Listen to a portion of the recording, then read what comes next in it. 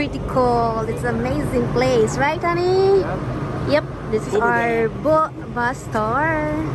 Yep. Yahoo! Welcome to the Hoover Dam.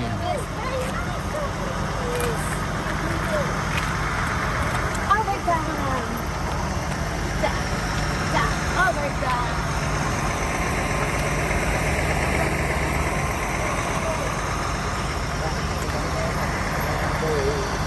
Thousands of men came down here to pay respects because President Roosevelt at the time told them they could bury him right there where I'm showing you where that plaque is. The place would be packed with hundreds of people. Anyway, that plaque over there, that's against the, that was the dog. That dog was special. Skip, you can come here right now still.